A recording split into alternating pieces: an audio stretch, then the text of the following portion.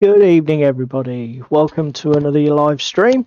Um, it's Thursday night now. As everyone who's been with us before will see, I'm on my own at the moment. David is tied up in a family event, but he's hoping to be with us sometime later. Hello, David. Welcome to the chat. So I'm going to be flying solo, at least initially. So, bearing in mind we're without David, the regular content for tonight's show is going to be as usual. We're going to discuss what we're going to be hobbying on and what work we're going to be doing during the live stream. Then David and I will cover what we did at club on Monday night. And then we'll probably do a bit of hobby, interact with anybody who might be about in chat, or just shoot the breeze as we see fit. Then, roughly at around 9 o'clock, we're going to we'll obviously discuss any news as well in that time. Then, roughly around 9, we will tackle tonight's main topic, which is going to be basically we're going to run through. A few weeks ago, in our live stream, we discussed some of the things you consider when you first get into a miniatures war game, or things that you can consider when you're starting out. But we're going to talk tonight about some of those speed bumps or problems that might cause you to drop out of a game, or leave a game that you're already established in. So that's coming up later. So what am I going to be doing tonight? Well, for those of you who've been here for a few weeks before, you know that I'm currently trying to push forward with my Forge Father's army for Mantic's Firefight. I've been playing some games of 2nd edition at the local club and really enjoying it. And Ricky, who's the chap I've been playing with, has been sharing his starter set, and I've been playing the Marauders from that. But I really want to get my own army on the table. So I've raided my model collection and come up with a Forge Father's infantry list.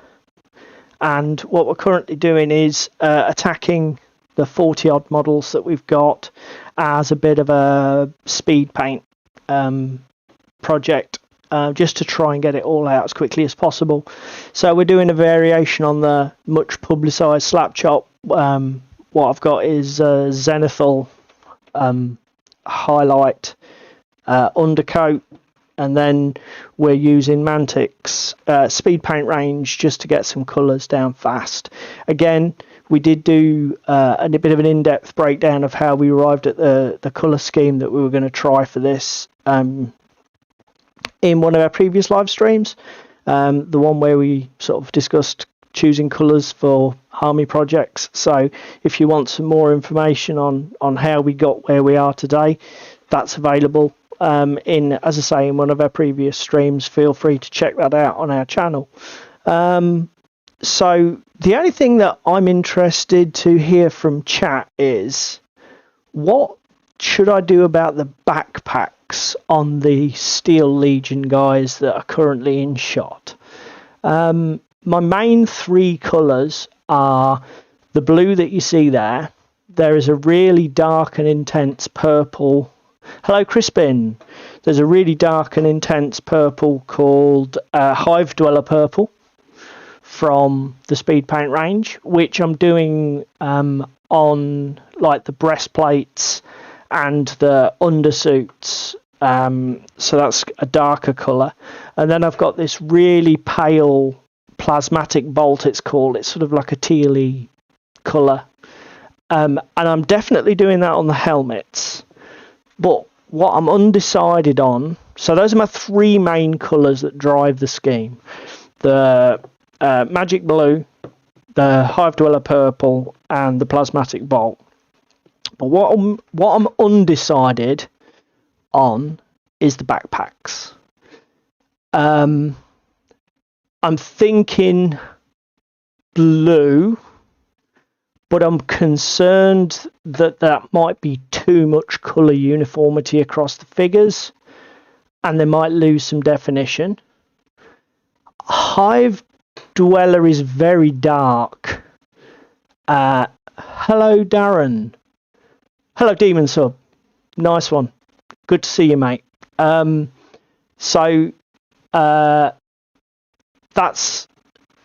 my concern is that the Hive Dweller is going to be too dark for the backpacks, and I'm going to lose definition and detail on the backpacks without doing some extra painting. The Plasmatic Bolt might be the opposite, where it's just too washed out, and also the backpacks might look a bit odd because they're very busy things. The other possibility is that I don't go with any of my main colours, and actually I just paint the backpacks with some sort of accent colour. And again, any suggestions greatly received as to what I'm going to paint them in that, blue, purple, teal. How would I do that? I guess an orange is a good contrast colour, but I'm already using that for things like sergeant markings. So I'm not sure. I'm undecided. Anyway, I've got a bit of painting before I get to having to tackle that. So we've got plenty of time in the chat to offer suggestions. You guys that are in the chat, if you want to sound off and let us know what you're up to. Crispin, I know you're normally at work, so I imagine you'll get a pass because obviously you're very limited about what you can do while you're just watching us from work. What about you, Demon Sub? I'm not sure which time zone you're in. Are you hobbying at the moment or what? Right, let's get some paint out. Hello? Hello, David. A wild cookie enters the chat. He does. How are we doing? We're doing good, mate. I'll just queue up your video for everybody at home. I'm just getting it ready now. Hopefully Discord doesn't fucking crash on me. It'll be fine. Well, hey! Oh, I'm here. I'm live. The internet can see me. Let me just enable you in the main chat. There we go. And we'll fade you in. Choom! There you go. Look at that. Professional. Work and print in a church. Oh, print in a church, Crispin. Nice. Oh, for Silver Bayonet as well. Happy days. Crispin's on the old. Is a game you need to get to table. Yeah, I know. Don't, mate. Honestly, Jesus, I've got so much stuff to get on. So much work to do. But you're right. You are dead right. It is something that we need to do. Get Silver Bayonet played. It is. Time to put on my magic old man goggles. So Darren, Darren, you're UK, mate. Not done much hobbying this week. I'm looking through the book of Dyson Men by Ian Livingstone. Oh, Dyson. Oh, is that like an autobiography type thing? Yeah, it's the thing from how GW started, isn't it? I'm not sure. I know he is G-Dub. Because I know it has come up on my Facebook and bits and pieces this week. Right, if I can sort out my Video Ninja Cam. Oakbound Studios, an orc, and a big tree man. Who are Oakbound? Are they one of these 3D printing places? Do you know that name, David? Because I don't think I've come across Oakbound. It's not a name that's come across me. I'm just going to tweak. You'll have to let us know, Darren. There we go. Who are Oakbound? Right. Are they 3D prints or resins or boutique? Big new red coffee table book. That sounds awesome, actually. If it gets your endorsement, I'll probably have a look at that. Right. I was a massive. I know you were just doing what you were doing. Yes. Tonight. So, give us a shout when you're ready to go. My ninja is live and ready to go. Right. Let's see if we can get your in the wings. This is seamless. This is me arriving late and being organised. God Almighty! Look at him. He's like a professional. Fucking more professional than me, anyway.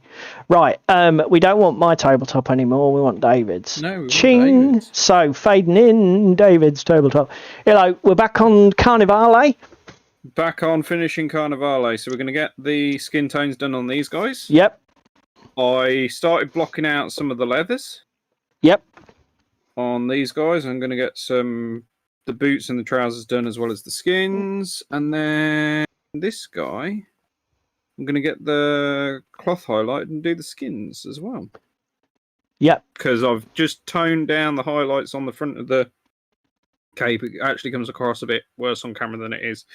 Okay. Just to blend them back in together, because I used leather brown, red leather highlight, and then the red leather was just a little too high for my liking, so I just gave it another Agrax wash. Yeah, that red leather is very orangey, isn't it? Yeah. Yeah.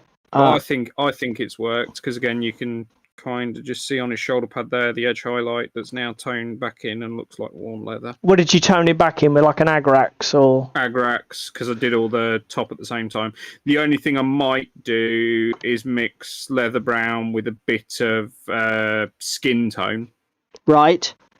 Rather than with red leather, to just put a bit of like.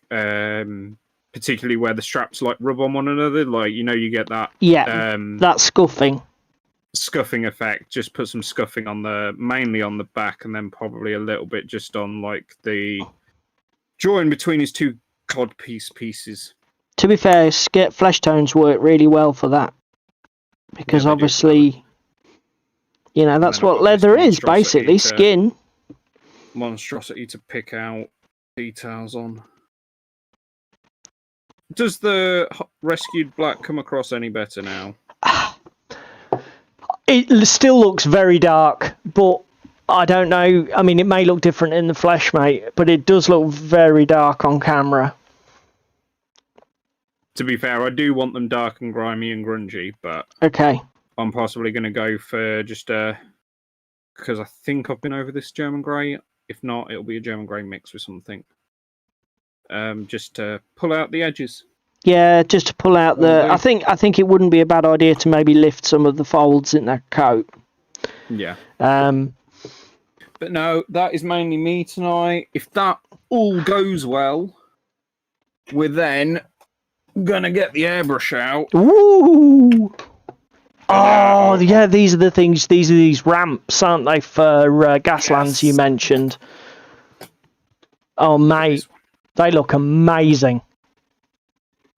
So we're going to get some primer down on them. They look super good. Gaslands mental lately. Mostly metal miniatures and mostly a one-man team from Darren. Yeah, I'm going to check them out, Darren, because I'm, a bit old school. I am a fan of the old metal. Oh, I finally got Ricky's B. It's fucking gorgeous. He got his what, mate? I love it. Ricky wanted the you done on your Jabber slide, but yeah, the Jabber. Yeah, I'm done on my desk cam. The Jabber slide alternative from OPR. Yes. I had a slight issue with one of the arms. I think it was more my printer than the supports, but re-supported him. He's come out fucking gorgeous. I'm gonna see if I can get a picture for everyone in a bit. Oh, that'd be cool. He's just amazing. Or I can just run and get the mini. That's fine. And then the next project for me is probably to finish building my bolt action, because I'm going to hold myself accountable. He is. He's putting himself under pressure here. This is the big speed paint from David. David's style of speed paint, which will be no compromises, just stress. Yeah, mega stress. An entire army in 14 days. Jesus, you're gonna. Yeah, no comment. Old man's creations. God, get you guys. Ordering all the exotica. Is that another one of these one-man bands that does like unusual and boutique minis, Crispin? Oh no. I fucked up a Daler and Rowdy brush. Good job it only Nice. cost me £1. I'll check that out then, Demon Sub. So is his YouTube Yeah. channel just sort of like a new like blogging his business, or is there specific topics like miniature sculpting or what? Presumably he's old school in his sculpting as well. It's all hand sculpts and stuff, is it? Where did my thingy go? Oh. Have you done what you did at club this week, mate? Or... No, I haven't, mate. I was hanging on to see when you joined, because obviously you said you were a bit earlier than you were anticipating. Yeah. Because to be fair, what I'd like to do is maybe get my photos queued up while I queued talk. up. Yeah, so I thought I'll wait till you get here, then you can sort of like have a chat and keep everybody entertained while I just fiddle about with my phone. David being entertaining? Dance, bitch, dance. Oh, he has some gothic minis for Silver Bayonet. That old man's creations. We're gonna have to have a look for. Okay, yeah, we are. Because the current ones you have for what is it? Silver Bayonet are from Titan Forge, aren't they? Which I did for your Christmas present. Napoleonic Greece minis and Gothic minis for Silver now. He's done mini sculpting vids and talks about minis in general.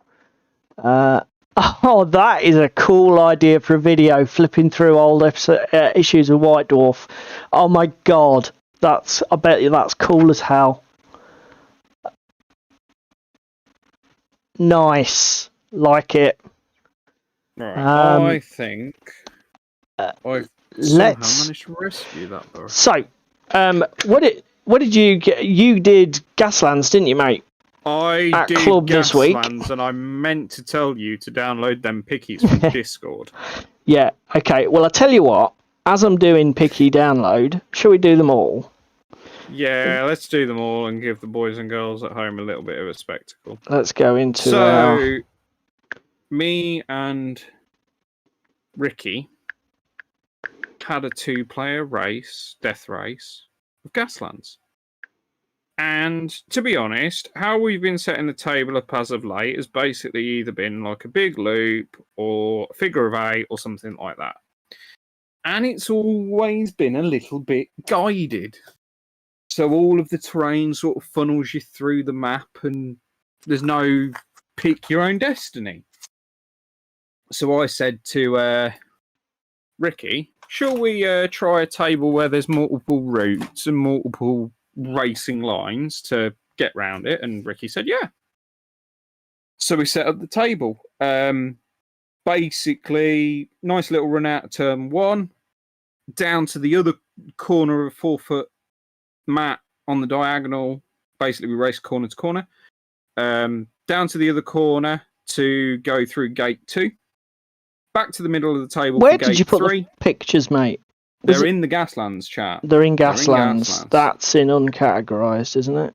I believe they're in Gaslands. Oh, it'll be under Osprey. Yeah, got it. It's in the Osprey channel. Got it. Bit of a dog leg, 3 to 3, then round basically all the perimeter of the table to 4. Absolutely fucking awesome game. I threw the kitchen sink at it with all of the terrain I had.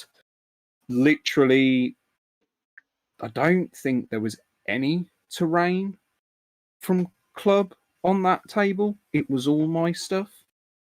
And we had a really good race through the gates, and it was absolutely awesome. Absolutely awesome experience. We definitely want to do that again because it's just an awesome mat and layout. And I think even you said the table looked gorgeous. That's not them. I wonder where. Is it in there or is it in game pics? Game night photos in server basics.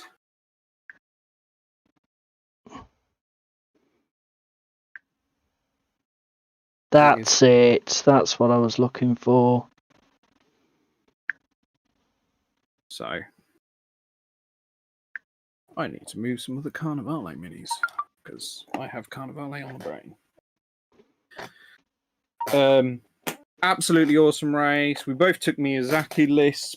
Both played them totally differently, even though they were quite similar lists. It was a barrel of laughs. I was ahead for quite a lot of the game, but there was some really tight and clutch moments, and it ended with basically Ricky having suffered no damage through all of the race, killing my vehicle that had been taking a beating, and then going on to steal the win, as Gaslands does. So, yeah. So basically, oh no, tell a lie. There is club terrain on there. There's the what's it called sets, the Infinity Crate sets, but in the grand scheme of things, fuck all. My chair's all squeaky. I better get some grease or some WD on that after.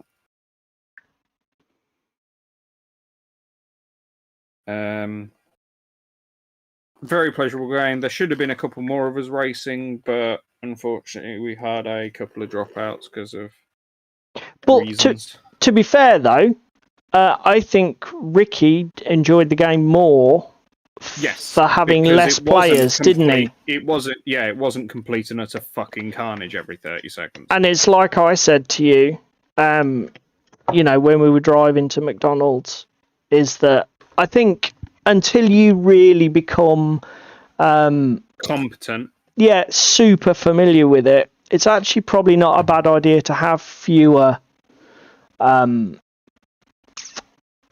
players, operators, initially. My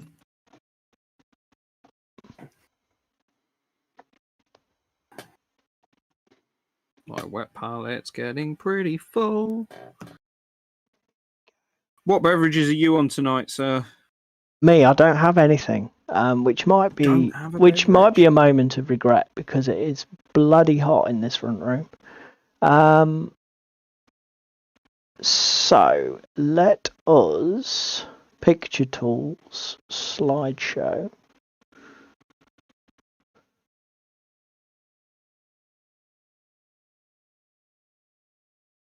Let's get the stone grey highlight on. A minute.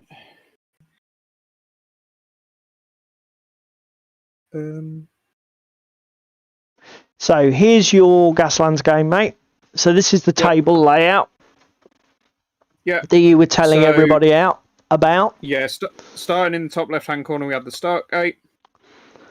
Gate 1 is the very next gate straight on from that. Gate 2 is in the bottom right-hand corner of the picture, basically perpendicular to the start and gate 1. Gate 3 is back in the middle of the table. Gate 4 is on the right-hand side, and then the finish gate is in the bottom left-hand corner. So and we have discussed about how close, because there is that rule in Gaslands, isn't there, where the weapons are offline until gate 1. Yes. What distance did you have between your 0 and 1? Long and a medium. Okay.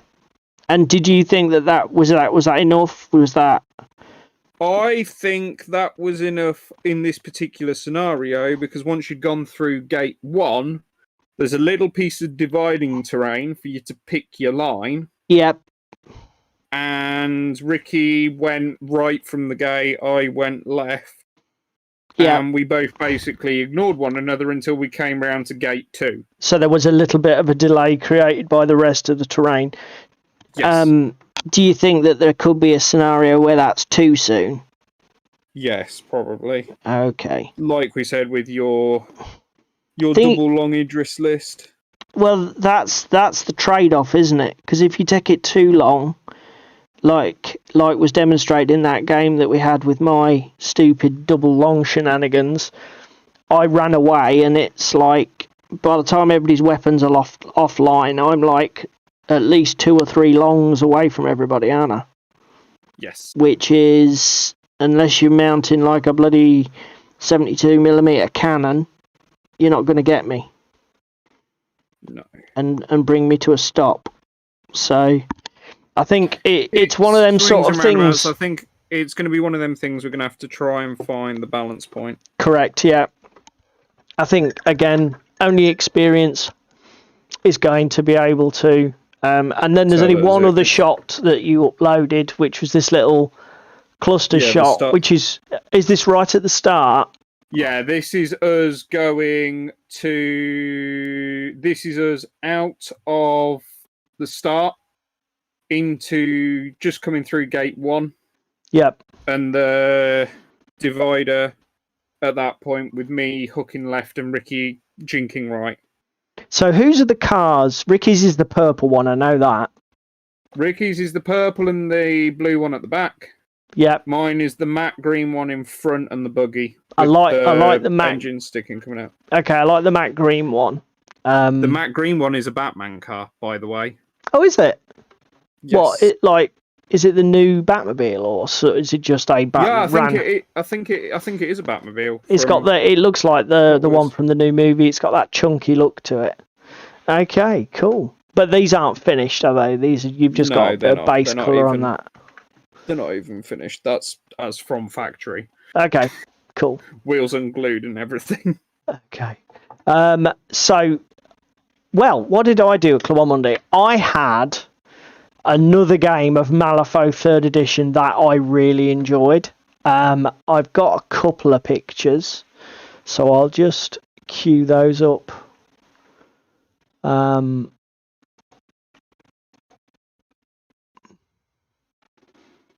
Here.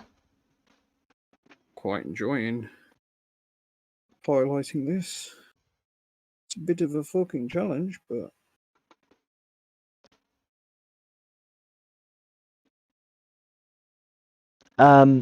So I'm still trying to master playing my 10 Thunders Asami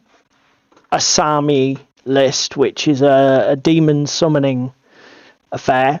This is a shot of the table. So we had a corner deployment set up. Here in the bottom left-hand corner is my models with Asami, one of the big Jorogumo spider demons, Amanjaku, who's the totem for Asami, and I forget what this one's called, Hagaru Batari or something, very complex Japanese name. And then these two monkey demons are yokai. And Trevor is still sort of trying to find his feet with his outcasts. He's not sure which master to run. So he tried again proxying for Jackdaw, who's absolutely awful. He's so damage resistant. He's a real pain to play against. So Trevor's over in this corner here. The mission we played was oh my god, I can't remember now.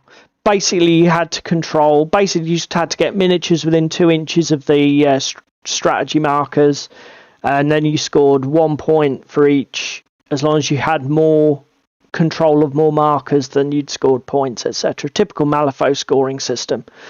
And it was a really good game. It was ever so close. There's a closer shot of my deployment. That's Trevor's deployment.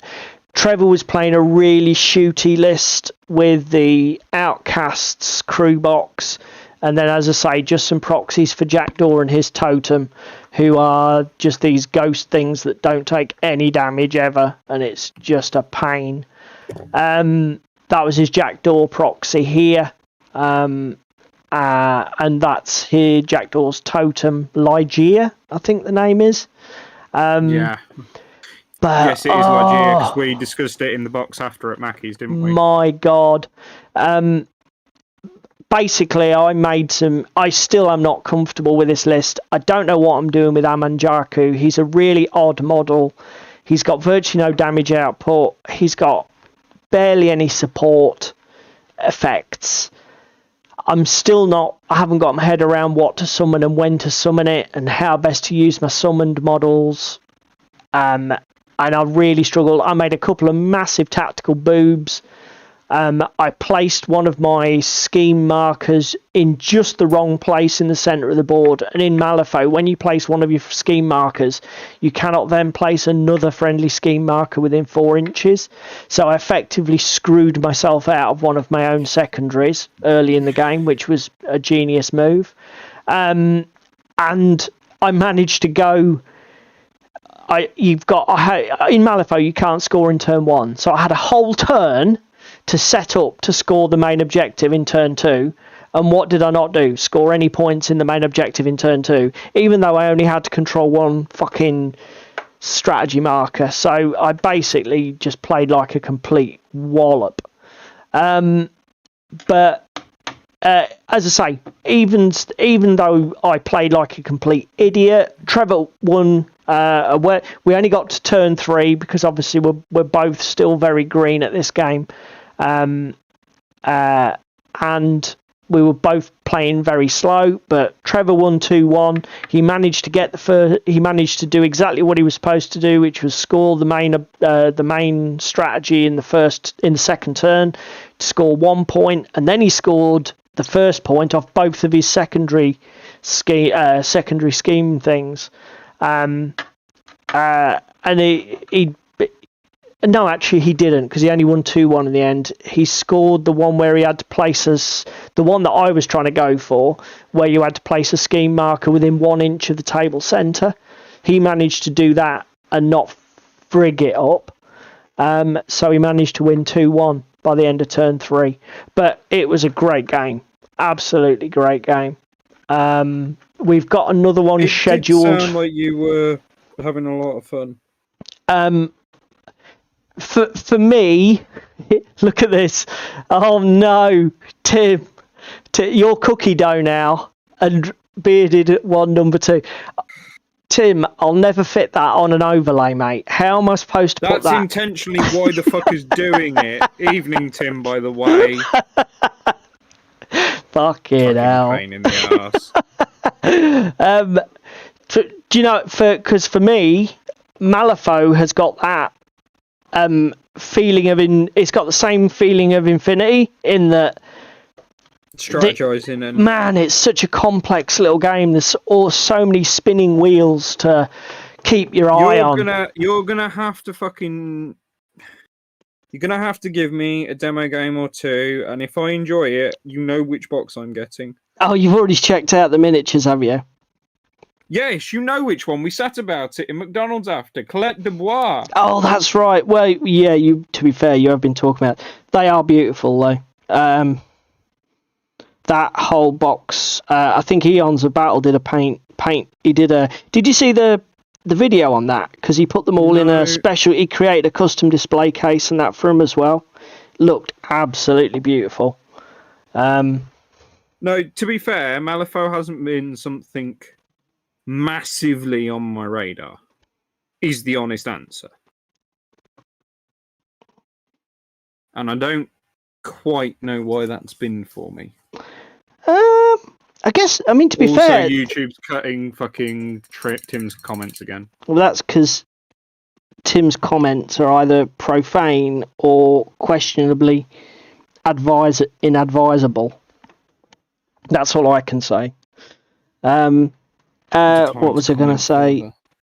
I think, I mean, to be fair, even though we've got the second edition starter, nobody's ever really got behind Malifaux at club. So I guess it's, and I'm only recently back from Scotland, so it's understandable. It's not really been on your radar. People have got other games that they're keen to try. Yeah, there's enough other shit going on. Yeah. Without adding another one to the ring. Rude? I wouldn't say rude, Tim. Grossly offensive? Maybe. Not rude.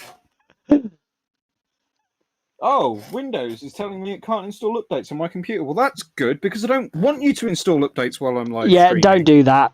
That can only end badly.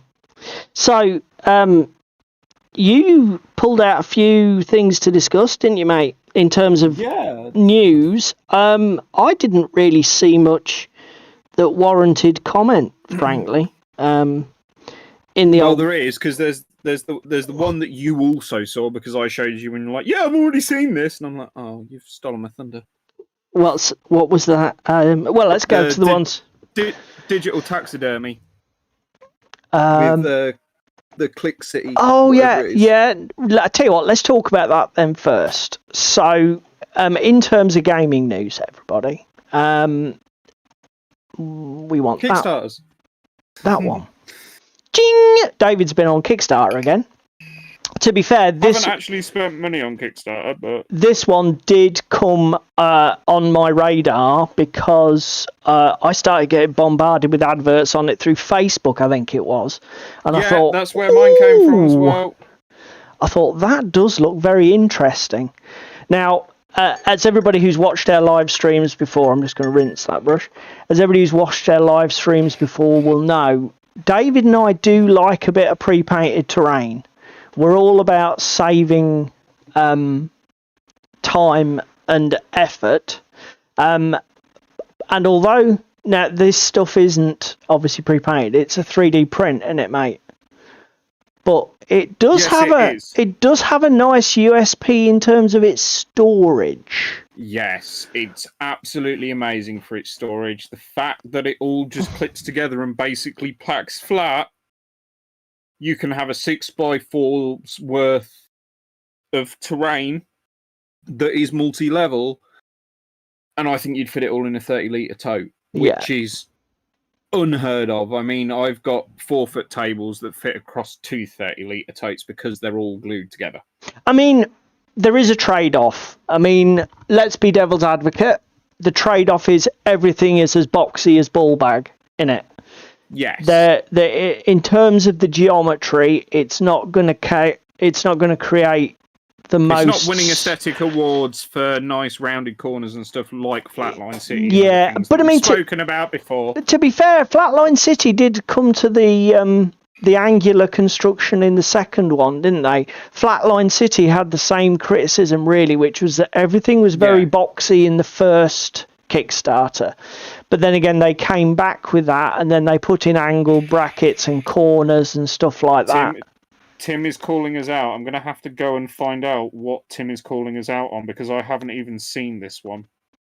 Dunkeldorf.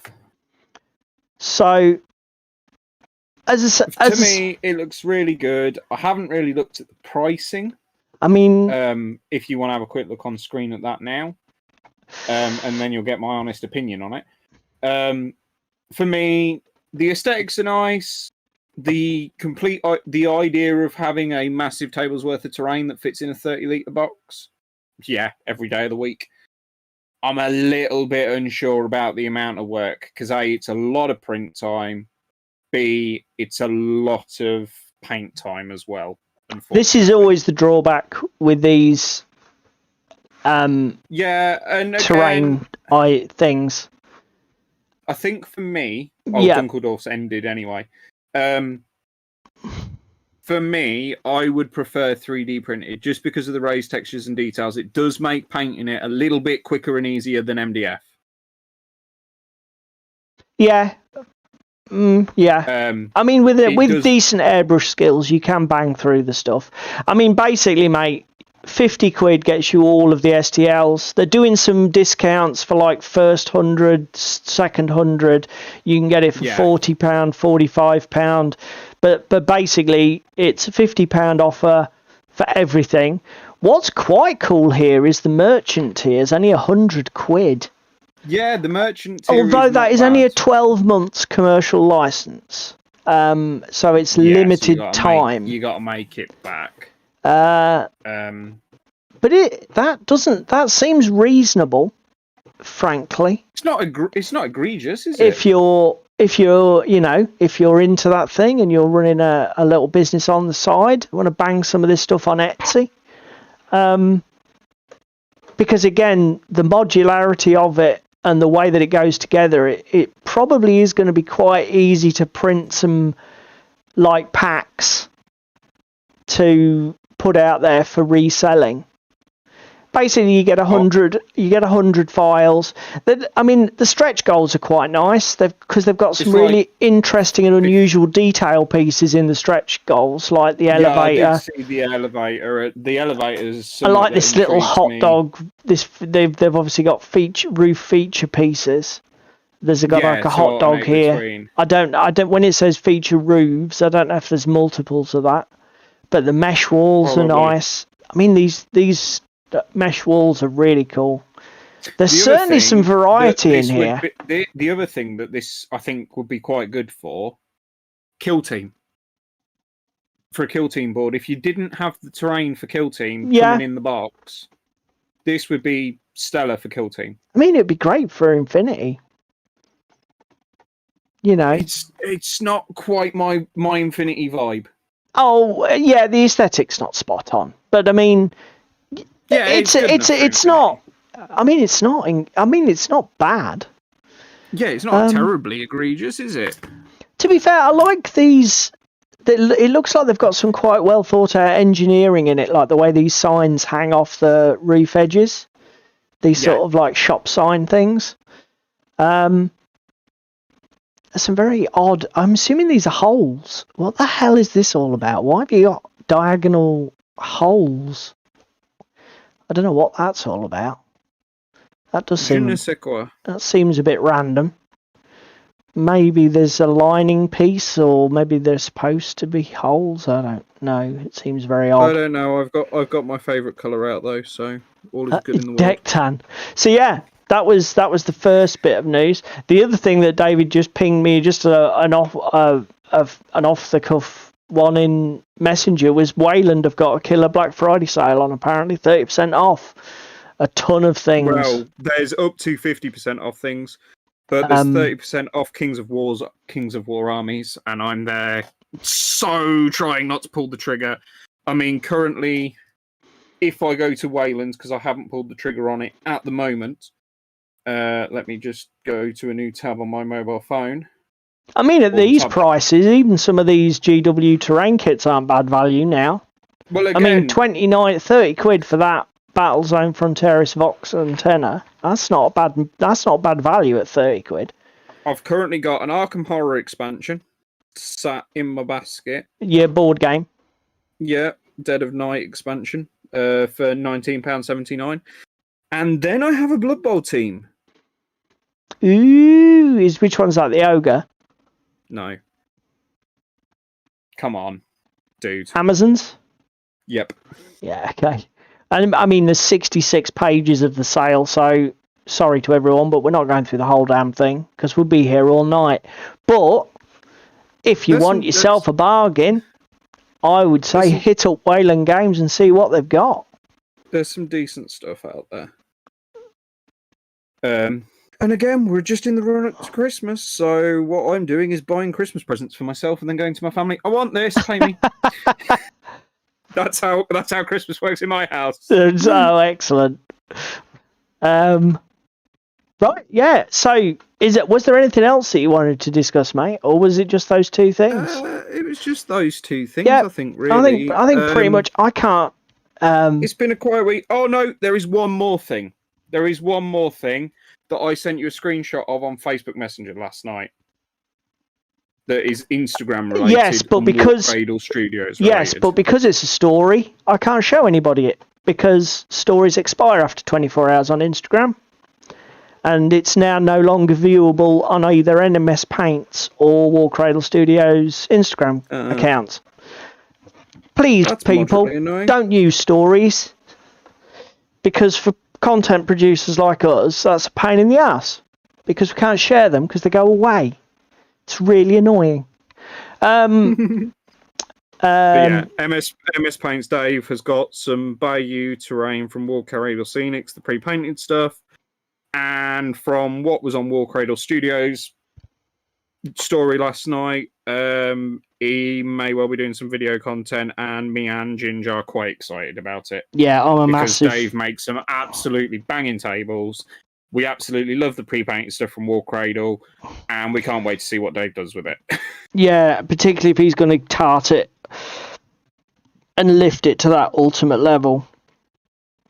That was one of the things I always wanted to do. It was a bit of a dream to put the final finishing touches to my foreground stuff and just lift it to the next level, but I never really got round to it. I have a War Cradle box sat here waiting to build. I must confess, if Dave can give us the goods on the killer techniques, particularly if he makes it look easy, I might tackle that myself. Because you've got a Carnivale table to do, ain't you? Yes, yeah, all of that Carnivale MDFs, but sadly none of it's pre-coloured. But War Cradle, Venetian towns, we need you. Yeah. Talking of having too many things to work on, another massive project that needs to get done at some point. Alongside a Frostgrave table, a bolt action table, and many other tables. Yeah. So yeah. Games. So what was this Dunkeldorf thing, David? Did you just go and have a look at it? Dunkeldorf. I had a quick browse. All of the campaigns have ended. Basically looks to be like fantasy miniatures. Okay. They're pretty sweet looking. They are pretty darn fucking gorgeous. But they're ended. Yep. So, and we never realised. Otherwise, we probably would have jumped on board, Tim. So sorry to annoy you.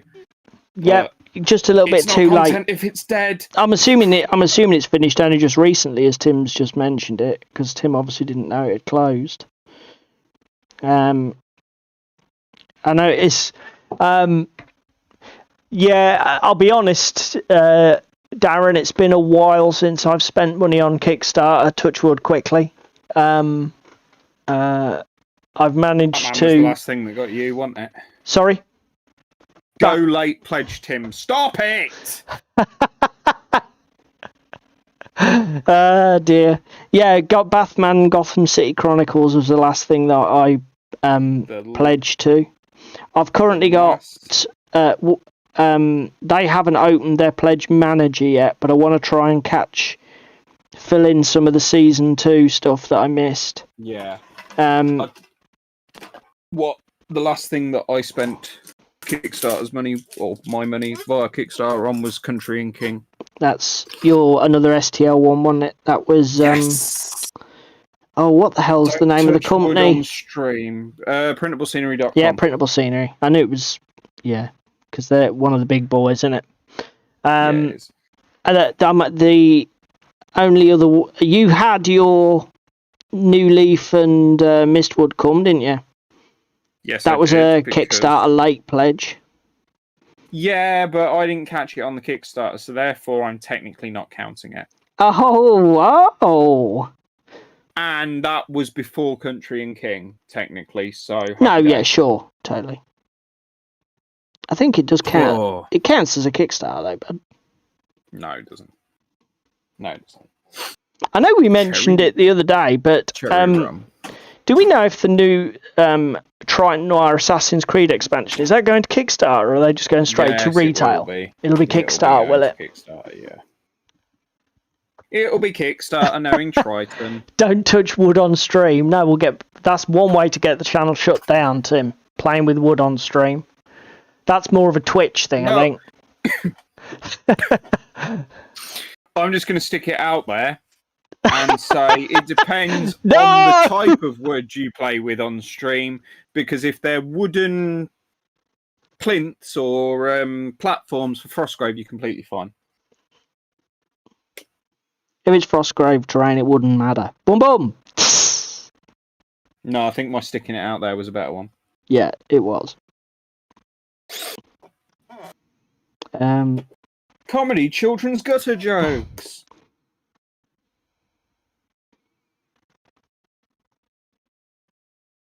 Yeah, it's been... I'll tell you the other thing that I have got in news this week, but I can't show anybody actually what the results are because I've not played with it yet. Yeah. Jack, one of the lads at club, swung by Element Games. So I purchased via him some Dirty Down Rust Effect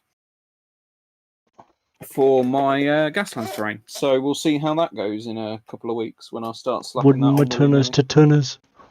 We've had this Roman thing crop up before, haven't we? Wooden Maternus. I don't know. I don't. Yes, I'm sure we've been through all this once before. We're not going to go through it again. So, mate, It's like did you Groundhog catch Day. my thing at the beginning? I noticed you were in chat. Backpacks. What the hell am I going to do with the backpacks? And everybody else, what the hell am I going to do with these backpacks on these bleeding No, I didn't dwarves? catch that particular part, annoyingly. So, obviously, you know the 3-colour scheme. Yeah. Let me stick one of the models under close. Can I make a civil suggestion? Yes. Orange. Done. Yeah. Yeah. Yeah, you can. Welcome to my TED Talk. Thanks for coming. If I put the guy with the orange epaulettes, who's like Oh my god, Darren's now lowering the tone of the conversation, playing with wooden brushes, and they feel big in his hand. It's Groundhog Day all over again. in HRO, which is with a phallic marriage day, Priapus. All right, Tim, is that your knowledge, or is that Jerry? Sort of like That sounds like a Jerry. Sounds very much like a Jerry, doesn't it? It does sound like a Jerry. Sounds like the useless piece of information that definitely a Jerry would know.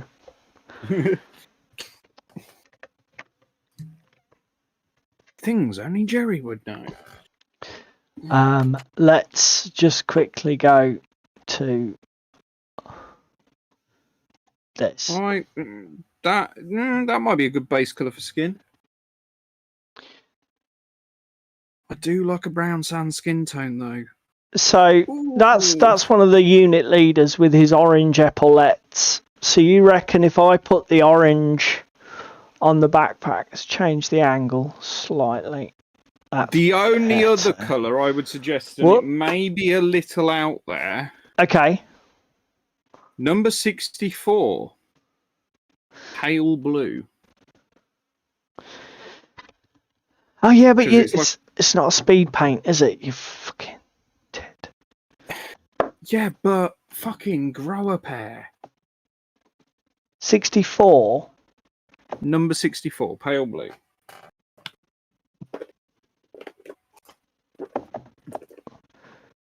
Yeah, I don't have it though, do I?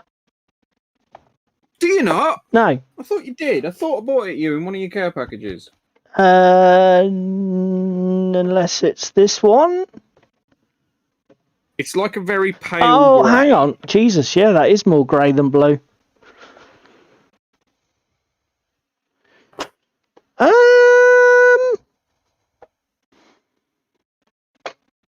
But it's got the blue notes to tie it in with everything else.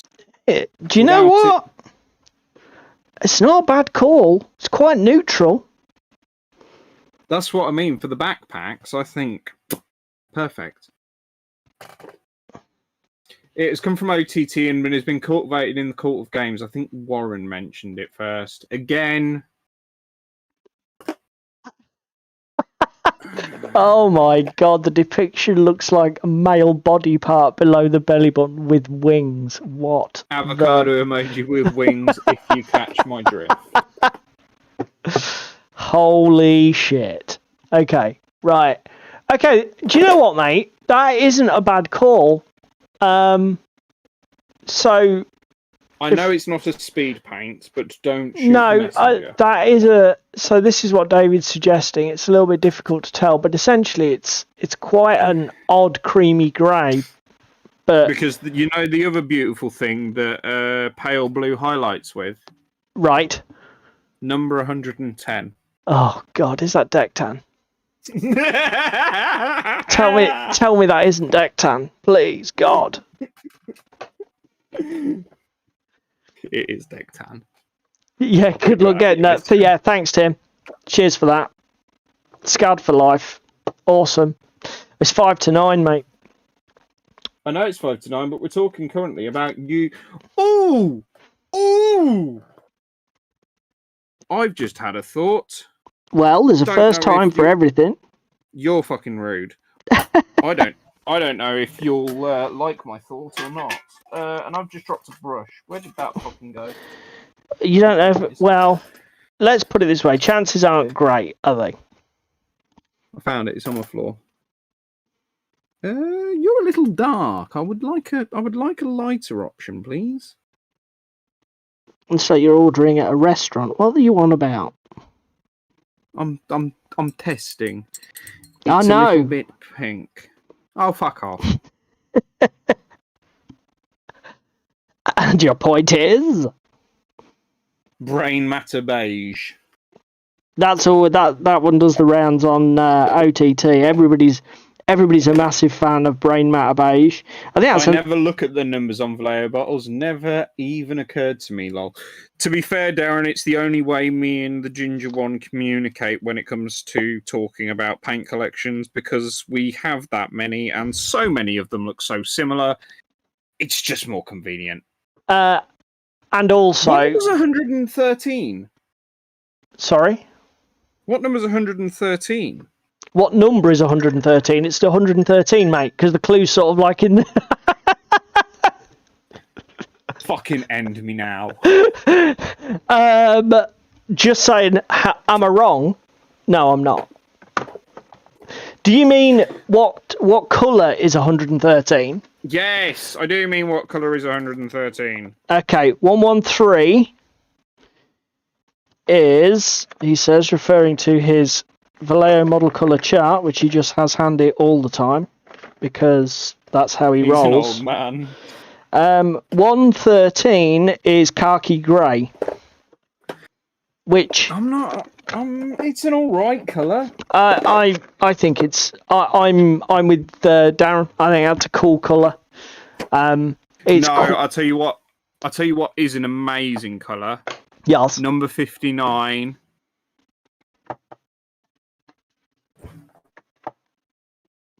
You're going to tell us what it is? French Mirage Blue.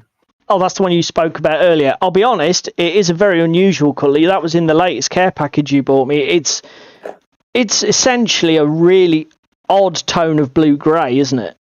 Yes. But it's got really strong blue notes. It is a good colour.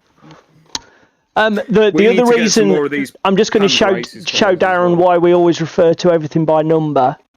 Not saying I'm anally retentive, Darren, but obviously everything is in numerical order. So it's the easiest way with me. Hang on, sir. Let me go to the YouTubes or the internet and share my camera. Yes.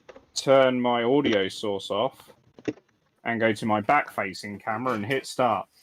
Do you want to share that with everybody at home so that they can yeah, because now obviously, as everyone can see, my paint storage solution is anally retentive and rigorous, and here's David's. Thrown in a box. Got out of the box while I'm working. Mate, I don't think I can. You'll just have to tell me when you stop sharing that, because I actually physically can't bear to look. I've finished. That is revolting. What the hell are you doing? Oh my Christ! It's not that bad. Stop. It's not that bad. Just stop. It could be worse.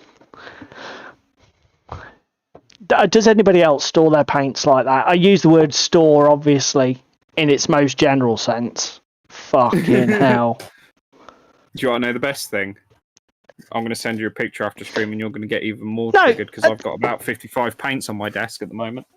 If somebody who's a regular viewer, like Tim, wants to comment on David's regular, oh, I can't find this, oh, I can't find that, and wants to sort of like find perhaps a link between the image we've just seen and the regular occurrence. Well, it is a storage, sort of. Yeah. I won't show you, I won't bear people to look at my Citadel collection, because that is even worse. Well, plus the fact it's an offensive load of old garbage. To be fair, that would actually be quite good if you held up your Citadel paints and they were just like a black bin bag. Ready to go out on rubbish day. Citadel are not that bad. What about the conversation that was had about their dry fucking brush paints? Dry bright paints don't count. They are already fucked when they leave the factory. They are garbage. Hot garbage. This is the problem with GW, isn't it? It's all about... They're just such a company of contrasts. You know, they produce some of the best models and miniatures, and then they just produce some of the most fucking overpriced garbage add-on products. That sounds more like it, Darren. Darren keeps all his ordered by colour in a Mega Paint setlet. That's the kind of methodical, organisational genius that gets stuff done. Not just done, just not as quick as every other fucker. But that's because you spend a third of your time looking for shit. Jesus wept. I'm currently trying to find skin tones. So bear with me, boys and girls. Not just saying. Tim's comment: dry paints. Don't you mean massive pigment? Have you ever used? Has anyone in the chat ever tried to use the dry brush paints from GW? Where's mine actually? I've got it in this drawer, I think. Or have I chucked it out? Maybe I chucked it out because it was just hot fucking garbage. No, in fact, I think I threw it. It was like a pinkish blancmange. It looked like old blancmange, and it was pretty much like painting with old blancmange. It was the most useless thing I have ever had the misfortune to try and work with. I own a couple of them. Yeah, well done, Tim. That is the correct answer, Tim. Do not ever be tempted to. They have no value. And I have thinned them all with airbrush thinner. To try and make them a product that we can actually work with or use. Yes. Question for you: Mediterranean skin tone base. Obviously, my patricians are pasty skinned and brown sand with some flesh highlight. I can't remember what flesh highlight it was. Yeah. Do I go brown rose or cork brown instead of brown sand? So number 38 and number 133 over number 132. Well, I always do brown sand as a base coat, and I'm getting a bit sick and tired of always doing a tried and tested recipe. The Mediterranean skin tone recipe from that Cool Mini or Not forum article uses both cork brown. Cork brown is your main mid-tone. I believe from memory, and it's also got that brown rose in it. So both are good choices. I'm not that anally retentive, so we're going with brown rose. Yeah. You might, yeah. What do you might want to try 50-50, because brown rose is a bit red. Okay, we're going 50-50. Oh god, I've already got dry paint on the tip of this bottle. Anyway, it's 9 o'clock. It's 9 o'clock. It's main topic o'clock. It's main topic o'clock. So, as I said at the top of the show, a few weeks ago we discussed. Well, actually, it's more. It's more than weeks ago. It's probably months ago. Mate. It was an early one that we did it. Yeah, we discussed. We went through David's decision making when he was choosing a new game to buy at UK Games Expo, and we covered some of the. That would have been June, so it is months. Jesus, time flies when you're having fun. And we discussed some of the decision points and some of the things that you consider when you get into a brand new miniatures game. But we just thought tonight we'd talk about some of those things that can happen that make us, particularly off the back of what we discussed, I think it was 2 weeks ago, about this concept of games going away and getting supported by the fans. Yeah.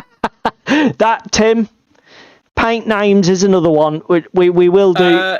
We have done a rant. It does get better than that, because we always bang on Vallejo for that mainly, and it is mainly Vallejo's fault that, like, blue-grey is actually neither blue nor grey. And to be fair, I suppose brown rose is actually rose. Out of the two words, rose is the one that's pretty much spot on. Hence the reddishness. But still, I mean, Jesus, why? I guess, to be fair, if you're a paint company and you've got 170 odd paints in the range, variations of blue and green, different adjectives and weird. Other thing you start to is run out of options, don't you? Yeah, well, the other thing is bastardization of translations. That could also be a factor, in fairness. That could easily be a factor. I don't know, Tim. Don't ask me to answer questions. I don't know. Leave me alone. So he's going to start rocking backwards and forwards in the corner, Tim, and have a nervous breakdown. You're going to have to come and be co-host if that happens. Just saying. And you're going to have to put up with shit. Yeah, well, again, Games Workshop. Yes, but at least trademarked trash like Death World Forest is a brownie green. Yeah. I mean, but again, Griffhound, was it Griffhound Yellow or Griffhound Orange? Griffhound Grey. Griffhound Grey. I mean, what is that? I don't know. What colour is a Griffhound? I ain't got any fucking clue. I don't pay that much attention. It's just bollocks. Anyway, it's bollocks. Derailing. Right, mate. Reasons that we stop playing games. Probably the biggest would be if a game is discontinued or no longer supported with new releases. I guess this can be This is not for me.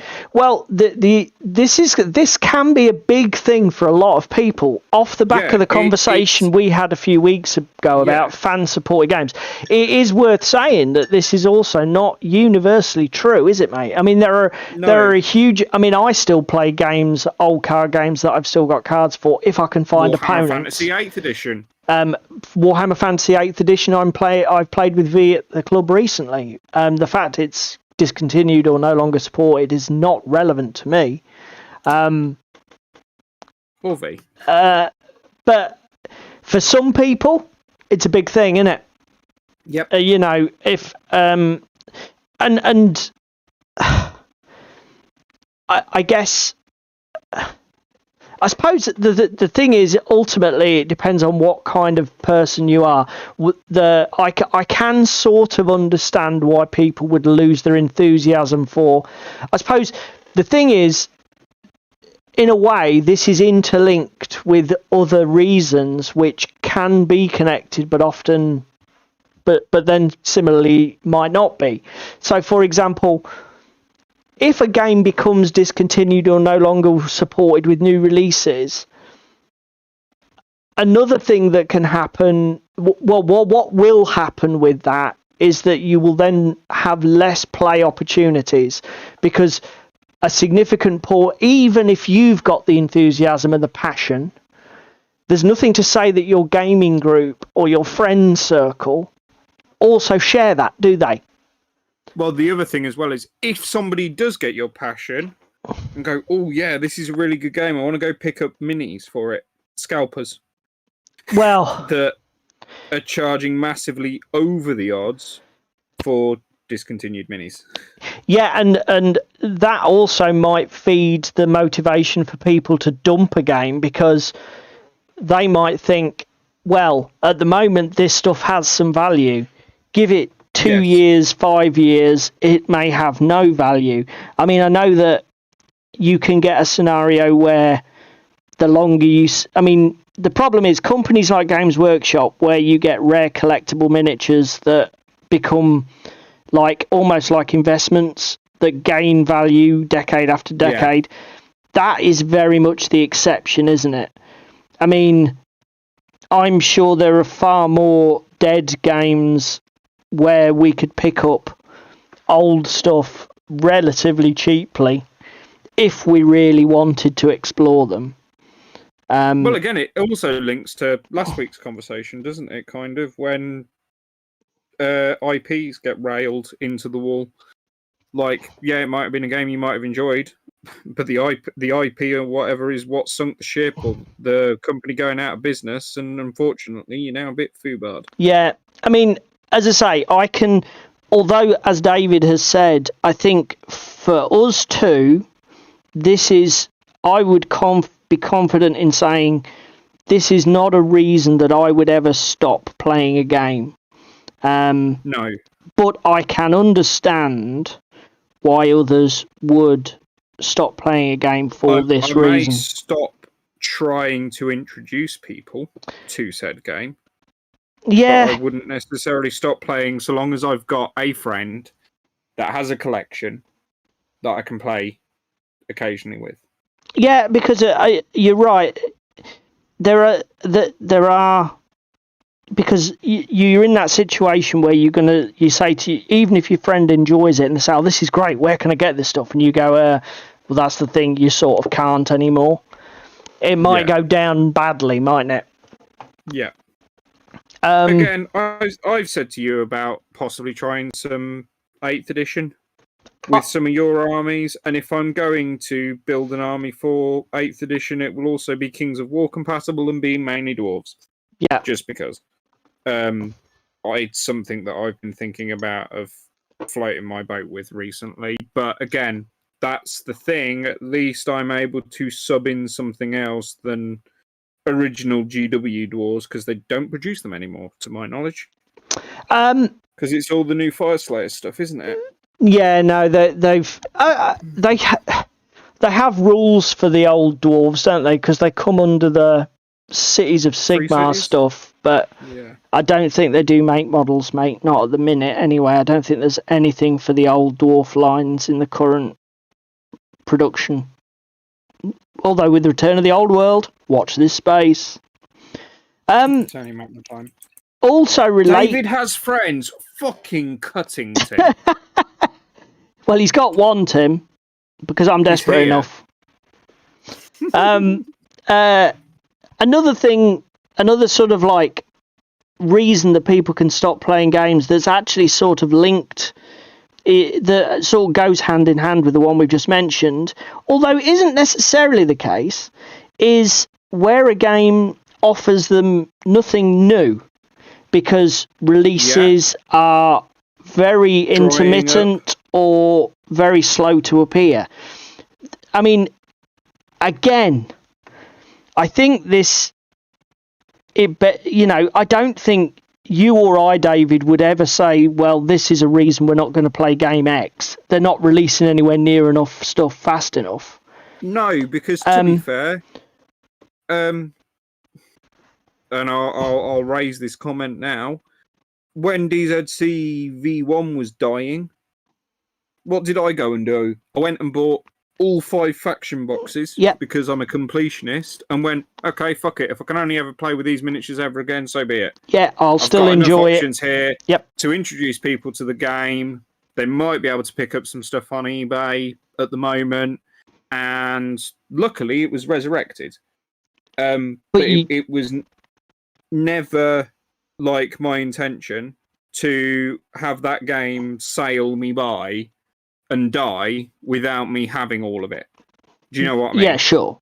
I mean, and I feel exactly the same, that if I played a game and I enjoyed a game and they only released, I don't know, one new release for each faction every 12 months, I'd still play the game if I enjoyed the game. I wouldn't sit there crying, oh, I haven't got anything to spend my money on. But for some people, I guess that is a thing. Typically, as well, I think it's more of a thing. Some people love that for churn. The people that only have the one or two games. Yes. For hobby magpies like us, it's like, no, fuck it, doesn't matter. I've got something else to go cut my teeth on.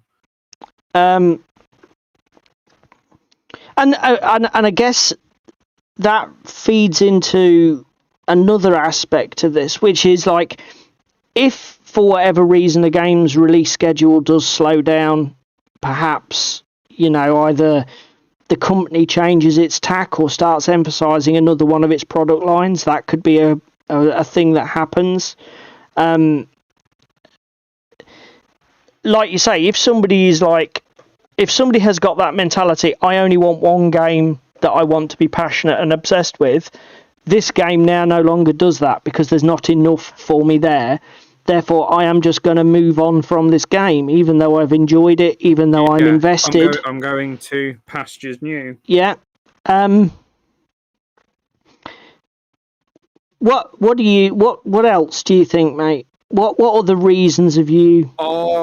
Massively, for me, similarly to this not having enough releases, you can have the opposite. You can have too many releases. You're struggling to keep pace with the meta, with your play environment, with your cohorts, and you haven't necessarily got the buying power to keep up to date with everything. Yeah, running on that treadmill may be beyond your means. There's shit sailing past you, and you're like, right, well, I'm done with this now because I can't bloody win a game now because everything's just gone completely Pete Tong and the power's crept out of it and everything else. And I think this links in with what we were talking about pre-stream when we kind of danced around this subject to plan out for tonight. Massive meta changes. Yeah. I think the one that sticks really badly for both of us is 7th into 8th was a lovely time to play because everything got the hard reset and everything had indexes and everything was referenced. Yeah? Yeah. Then when the codexes came out and completely changed everything up, and then into 9th with how the army builder has completely changed and completely ruined your Raven Guard force, it's like, no, we're done. We're out.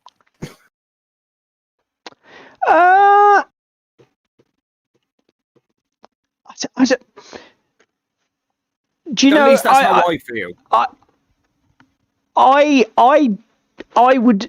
I wouldn't say that. I don't know. You are right, I suppose, because this comes from what we talked about a couple of weeks ago with that really negative play experience I had with 9th edition. It's not, although to be fair, it's not the fact that the meta. It's not that the meta is changing. It's not that the meta has changed. I have no real issue with changing metas and when a company rebalances a game and then suddenly everything shifts ever so slightly and you might need to tweak your list. That's everybody. You expect a certain amount of that with a collectible card game or miniatures war game. But I think it more the fact that it's like when it's machine gun speed and a fire hose. That's definitely it's always fucking knee jerk of, oh, we're going to change this. Oh, this is now broken. We're going to change this. And this is broken, and we're going to change this. Okay, can we calm the fuck down and actually get some feedback on this before you start changing everything every 5 minutes? Because actually, it's like it's the too much thing. The too much of a good thing is definitely something for me. Is like, whoa, I'm out. Again, none of us who are sensible at wargaming mind errata occasionally. They're complex things, particularly when companies have hundreds, if not thousands of lines. There's going to be issues. Somebody's going to drop the ball on the rules. You're going to need to correct, tweak, push things in a certain direction. Nobody minds. But when your errata documents are dropping as frequent, as every 4 weeks, 6 weeks, it's like, whoa, stop. And again, I do sort of have a completionist gene in me. As I've got older, it's got less forceful, so I don't feel under as much pressure to buy everything as I used to. It's like I said the other day about, I like when I'm building a 40k project or army, I like to do the Highlander thing. I'll have a box of that, a box of that, a box of that. I've hit 1,000 points, I'm done. Thank you. I haven't got that or that, but that's fine because I've got my army here, so it's fine. And I'm okay with that. Do you know what I mean? It's like I haven't been tempted to buy any of these new Necron models, Scorpex and because you've already got your Necron army, Royal you're Ward already happy with it. Exactly. I've already got 4,000 points of Necrons. What do I want more fucking Necron models for?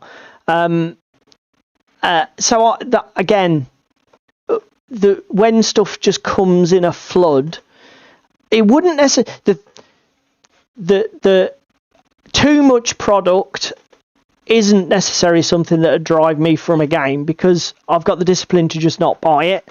But yes, I think where somebody who's got like a strong completionist or collector's gene, I can totally see why the whole thing would become toxic for them. You know, if you're you're the Necron player who owns everything and has collected everything for the Necrons, and I've been in since 4th edition or whenever it was the first Necron edition, and I've got everything, and then it's suddenly like, yeah, good luck keeping up with this. Here we go, have some more. And I can totally see how that would get toxic, and somebody would say, do you know what? No, I've had it. For me, like you, I've got at least a little bit of self-control. I don't need to own everything. But I'm way more impulsive than you. So that is a negative going for me. Yeah. But for me, it's definitely the rules. And just the... Yeah. This changes, that changes, the other change. Can you just fucking stop it? Yes. Yeah. I because again, there was that element of... Well, I got such a negative play experience with my game of 9th edition 40k the other week because I haven't played for like 12 months, 14 months.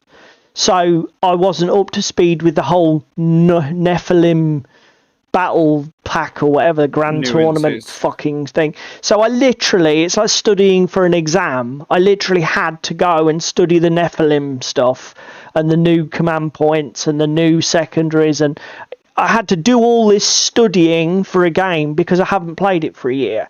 It's like I think you also touch on a point here. Overheads and commitment. Yeah. For getting out of stuff. If you can play the game by just throwing some miniatures on the table and being done with it. Yep. Because you've already got them and the game's relatively balanced and everything else. Yep. Happy days. The second you take the fun out of the game because you have to study, nah, I'm all right. I mean, to be fair, in a less, in a way that isn't so much a game's fault, it has to be said, miniature wargaming, that obviously is a hobby and pastime we enjoy, there was a large portion of my life, more than a decade, where I literally dropped the hobby and went to play collectible card games. And that was because I had a ready-made family and 5 stepchildren, and I was working, and I couldn't afford the time. I couldn't spare the time or the money to paint models, collect models, assemble models. Do you know what I mean? A collectible card game was a much better proposition because basically I just used to buy a booster box, open some packs, build a deck, or I mean, this was going back to almost pre the internet, so you know, you couldn't net deck as such, but I could copy ideas, or we could build decks with friends, and it was just so much lighter in terms of, like you say, overhead. It was a hobby that fitted me better because of my time of life. And yes, do you know what? That must happen to people. And, you know, I'm sure, because I think it's quite a common pattern that a lot of people play Warhammer or other miniatures games if they've got a sensible bone in their body during their teen years and then drop it in their 20s. Because of the other life priorities take over. Family and everything else. Yeah, and you come back to it maybe later in life. And, you know, that's totally legit, I think. Yeah, that's totally a thing, mate. What else have we got? I mean, built into that, again, running on from that is cost. I mean, even because, we've mentioned obviously the commitment for the time, but commitment and money, that's huge as well. I mean, this is not a cheap hobby, is it? Well, I'm going to rephrase that. Unless you really want to think hard about your purchases, it's easy to spend way more money than is sensible on this hobby, isn't it?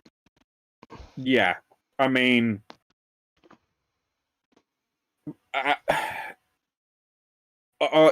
yes, definitely, and I think we suffer more for things we've discussed already for hobby magpieism and look shinies and look we've seen this and look beautiful miniatures. The thing is, there's always going to be something to catch our eye. A new release here, a new release there, because of the amount of companies that we love and support. Mantic, GW for certain games, TT Combat, Joseph McCullough and his rule sets, Mike Hutton and his rule sets for Gaslands and everything else. Weird Miniatures. Wayland, Weird Miniatures, Warlords, Atomic Mass. Osprey. Yeah. I mean, to be fair, again, somebody might be shouting at the back of the room, yeah, Games Workshop's too expensive, blah, blah, blah. And, yeah, you can certainly do this hobby. There are very, very expensive ways to do this hobby, and there are quite cheap ways to do this hobby. I mean, Joseph McCullough's been mentioned more than once. His rule sets are incredibly cheap, great value. Darren mentioning him previously in chat just before Tim shot off. Yeah, Frostgrave's getting pretty large now, but you can get by with just the core book. You don't have to complete everything. You don't feel obliged to complete everything. And you can buy miniatures from pretty much anywhere. And there are some great manufacturers offering great value plastic kits. Reaper Bones. Well, yeah. Hell. I mean, Reaper Bones miniatures, okay, they're not the best of quality. They're not the crispiest, but they are getting better. You know, they're one step up from board game pieces and toys, but do you know what? They're not bad value. No, again, Frostgrave Warband for £25. Don't mind if I do. Yeah. Because you can easily do it for that. But having said that, we've got to be careful because, yes, you can buy your rule set for £20. Yes, you might be able to buy 10 or 12 models for 20 to 30 quid. But you need a table to play on. And how much work are you going to put into that? How much money are you going to put into that? And the other thing is, it's not so applicable with Frostgrave and certain other games because you can technically play them solo. Which, again, is another thing, actually, that I'm liking more and more at the moment about the hobby. Is the games that you can play solo. It's becoming a very popular thing. Either cooperative play, which is even better in my opinion, or solo play. But if you can't do co-op, play solo because you've not got a friend. Yeah. But we come back to social commitments. That's another side of the commitment coin, isn't it? Yeah. Yeah.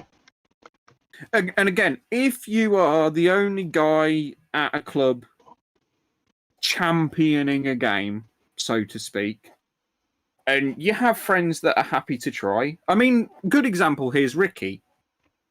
I know he never got into Infinity, but Ricky played 5 or 6 games of Infinity and then worked out it wasn't the game for him. Yeah, he gave it its fair shot, didn't he? It's a better point to be at than I've played 2 games, I've committed, but actually I don't enjoy playing. And now, not only do you feel bad because you've committed time, money, everything else into the miniatures. Yeah. But you've got a commitment to your friend, or at least that's how I feel a lot, particularly like club. Is the commitment with your friend that you're playing with on the regular with regular games, if they're not enjoying it, but you're the only person that's playing that game with them because it's the game that they're championing, it's a feel-bad situation because it's like, yeah, this really isn't for me, and I know I've invested, but I'm out. I don't enjoy this anymore. Yeah. And the knock-on effect it then has. It's less true for GW games because, unfortunately, you can find opponents for those games 10 a penny versus other games. And it's not a kick the shit out of GW discussion here, as usual. It's just that because they're the most common in the market, there's 2 or 3 for every other game that somebody plays. Do you know what I mean? Yeah, sure. Darren's here saying he loves solo games like Rangers of the Shadow, Deep, and Five Leagues from the Borderlands. Have you? Is 5 Leagues from the Borderlands? Is that related to 5 Parsecs from Home, Darren? Because they've got very similar names, and obviously they're both solo games. Is it like are they fantasy and sci-fi equivalents of each other? Just out of interest, just asking for a friend, because I've never come across that. You're just asking for yourself. Yeah, because I've never come across that 5 Leagues from the Borderlands or whatever it's called. But the idea of a solo narrative war game does intrigue me. I'll tell you the other reason. Particularly if it's fantasy. Yep. For getting out. And we have kind of touched on it, is edition changes. When they change up the game and how it plays so much, it becomes a bastard child and it's no longer the game that you were enjoying. Well, funnily enough, that's very relevant for me because I've recently been, again, talking about bringing yourself up to speed. I've not played X-Wing for a long time, since it was in first edition, and X-Wing is now well into its second edition, and it's moved on 2.5, isn't it? Yeah, they now calling it the 2.5 edition. That sounds interesting, Darren. I will look into that, mate. You've put that on my radar. Well done, mate. I like the sound of that. And in order to get myself up to speed, I've had to do a ton of research on the changes for the 2.5 edition. And one thing that I've gleaned is that it wasn't there haven't been popular changes. X-Wing's fan base is contracting because people are not liking the direction it's gone in. People wanted a particular spiky, tense, competitive style game, and with the 2.5 edition they've restructured the missions, they've taken some of the exploits out of it, some of the loopholes that people were milking in tournaments and frankly generating negative play experiences, and they've taken it in a different direction. And it's what you're saying, mate. People are like, we're out, we're done, it's not the game it was, it's not the game that we signed up for. Yeah. So even though people are heavily invested, they're backing out because the design philosophy is, as Atomic Mass have decided they want to go in a different direction and they want to address things that they perceive as problems, even though they obviously were quite popular with the competitive crowd. another prime example of that is bloody Steamforged with their Guild Ball. Again, that was an odd situation where the designers said we're the designers just pieced out, not the players. It's like, we can't cope with you anymore. Fuck off. To be fair, I'm not calling it, but I think that your organised play scene's pretty toxic when the game development team goes, "No, we're out." I think that perhaps that should demand a bit of self-reflection. I hope I'm not being too unfair there, but Jesus. To be fair, it's a game we both love. I really like the game. We both really love the game, and I do want to get a Guild Ball set so that I can actually play some games with you without having to use club starter sets. Yeah, I wanted. I'm actually a member of the Facebook group. Same. And I do want to pick up the set. I've got the last printed rule book, the the 3rd edition or whatever it was, but I don't have an actual set. Season 3, yeah. I don't have an actual pitch or any stuff. So I do. Pitch I wouldn't worry too much about, because you can always pick up like a P-Works mat or something. That's true. That has the markings on it, or even a deep cut mat, because I think even deep cut can add the bloody markings for you. Do you know what I mean? Yeah, sure. But I say I've got a team. It would be nice to have 2, because, like you say, it's a game I still want to explore and enjoy. You know, dead or not. I mean, I don't know. Have we've covered cost? I mean, we've sort of like all the things we've. I mean, by the nature of it, most people get out of a game for negative reasons, don't they? They get out of a game because they're not happy with something. I mean, the other thing that can happen, and I guess might be a reason to get out, would be aesthetic or changes around a miniature line. Well, the other thing I'm just sat here thinking of myself is you're getting out because you're actually enjoying other games more, or there's something in a similar aesthetic. That, to be fair, is one of the least negative ones, isn't it? Because you might actually say, do you know what? There's nothing actually wrong with this game, but I only have so much play opportunities. I've only got so much time in the day to do stuff. That's it. I only have so much time. I only have so much money, and actually, Game X is a better fit for me. It's got, I don't know, better rules. The miniatures appeal to me more. The miniatures are cheaper, whatever it happens to be, to cause you to jump ship. But you're jumping ship because you're not actually getting out. It's not like exactly. It's not like a rage quit. It's just like it's like the end of a relationship. We're just not working out. It's you, not me. It's me, not you. Whatever. But yeah, that can be a thing. I'm sure that can be a thing. Because again, it comes back to what you said. There are a lot of people who are quite, to take a religious tone, monotheistic in their approach, aren't they? I have one game.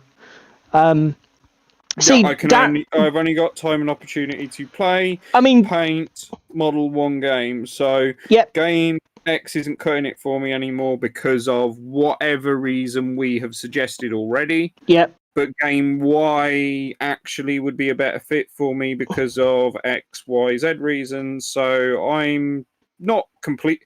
And again, I don't think Darren's just called it out in the chat. This is he's an exemplar for this. He's just said he's done this precise thing. He's got rid of games or sold out of games just to focus on his favourites, because there are other games in his repertoire or in his stable that he said, do you know what, this game is just better for me. Yeah, and it suits me. Yep. More. And so sadly I'm out of this. So that is obviously legit. That is obviously a reason that people would do it. Because I'm just sat here thinking, from a personal, do you know what the problem is? I'm such a hoarder. I just hang on. I grip onto things to the death. It's like I've still got all my old CCG collections. Actually, I'm going to point out something here. Yep. And we've discussed it, and you need to pull your fucking finger out and do it. Replacing 9th edition with Grimdark Future. Yes. Yeah, that is true. We need to do that because I want to use my models. Yeah, that's one of the reasons, I suppose, that I keep going back to 40k and trying to give it another shot, is that I have such I love my model collection, but I don't get to use it. So we should do that. We've got to do it. But do you know what, as well? I'm just going to call myself a liar here, because recently I've flipped a ton of my old role-playing books on eBay. Admittedly, I flipped them because they were good. I got good money for them. But I've got old role-playing games that I bought when I was a teenager in the 80s and 90s that I don't play anymore. I'm never going to play them now. I have hardly any time for the hobby I've got, let alone to aspire to play role-playing games of all things, time sink insanity that they are. So I've done exactly the same thing myself. You know, it's like, I love these books, they're beautiful books, but they've got to go because I'm never going to get any value out of them. I'm never going to do anything with them. And I can get a good amount of money for them. So out they went. I think, I mean, as I say, the only one, it's a bit of an edge case, and I can't think of any good examples, but I guess there might be a scenario where you actually say, where you leave a game around issues with miniatures, whether that be quality, design changes, that sort of thing. I mean, the only one I can think of recently where it really was quite divisive in some camps was Infinity moving from metals to resins and CO-cast. Yeah, if people there is just the metals.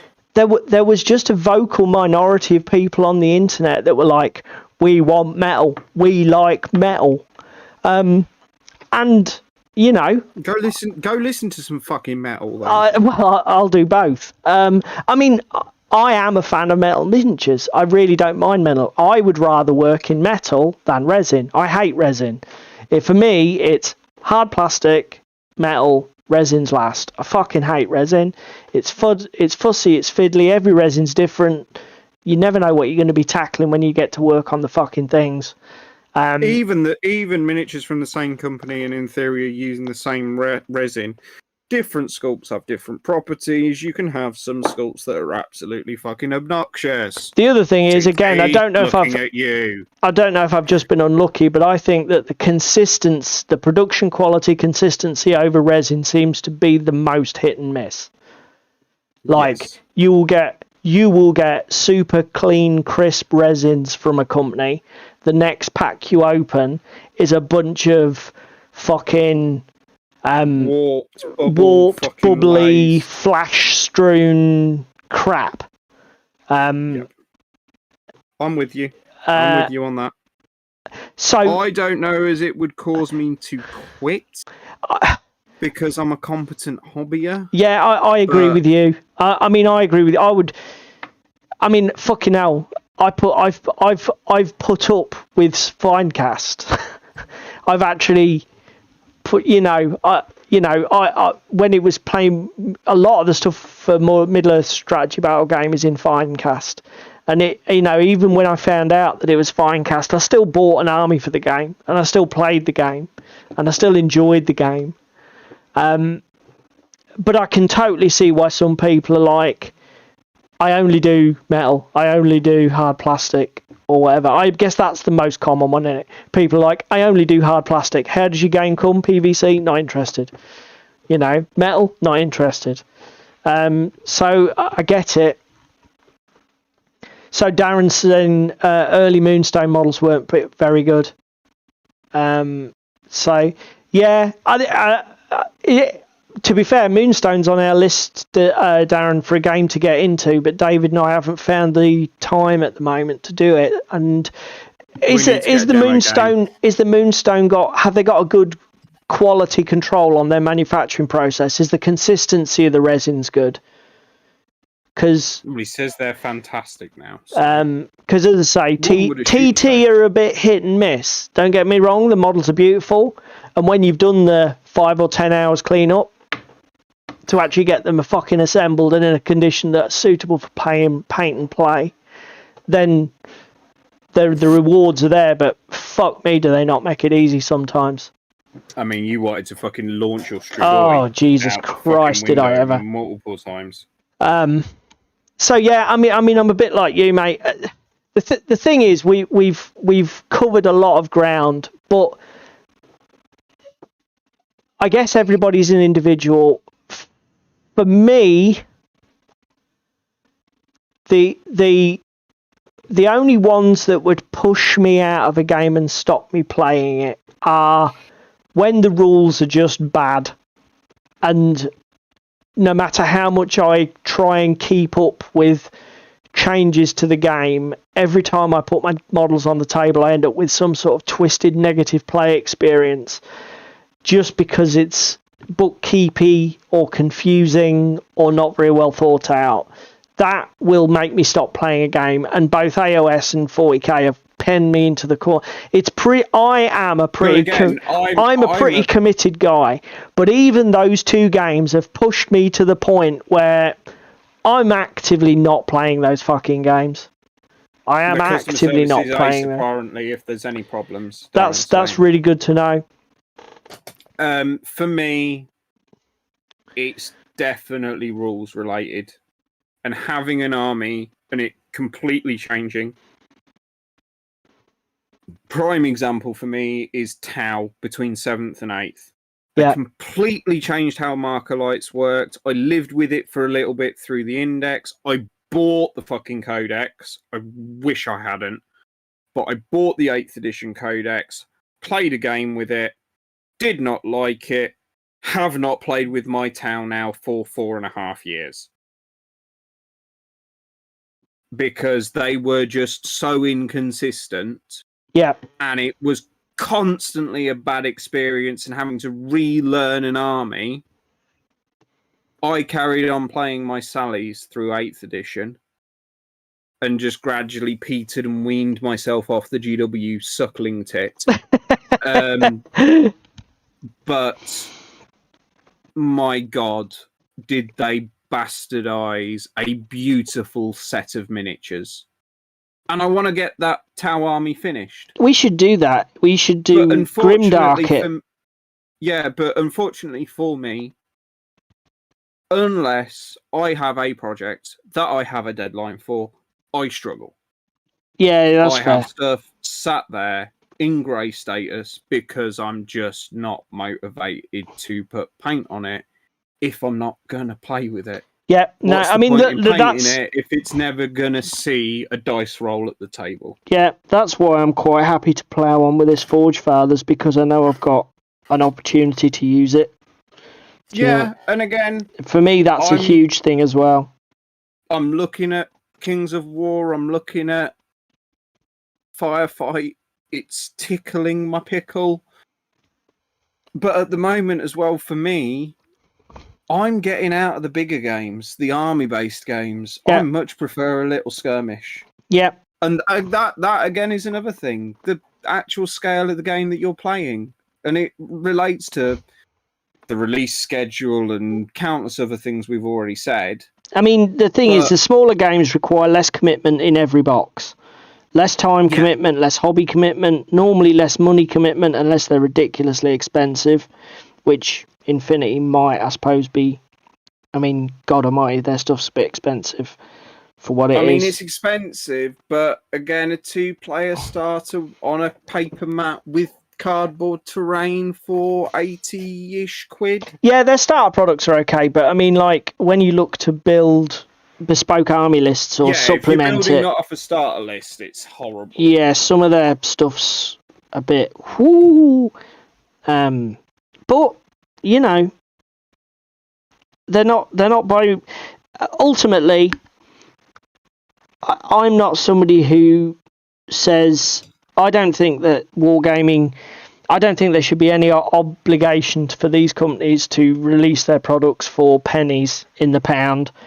You know what I mean? They're running a business. Time, there's commitments, there's business overheads, there's all the other shit that goes with development of games and everything else. Ultimately, and at the end of the day, they deserve to make a living off it. Yeah, and ultimately it comes down to this.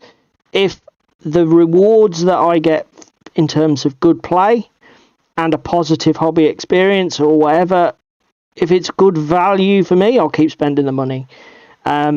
You know, it's like Games Workshop in a way. I don't think Games Workshop really have any moral obligation to sell what is effectively 2p worth of plastic sprue made in China for £1 if they don't want to. But I tell you what, the amount of money they are asking off me, their fucking game experience had better be the top fucking draw, because, you know, that's what it comes down to, value for money.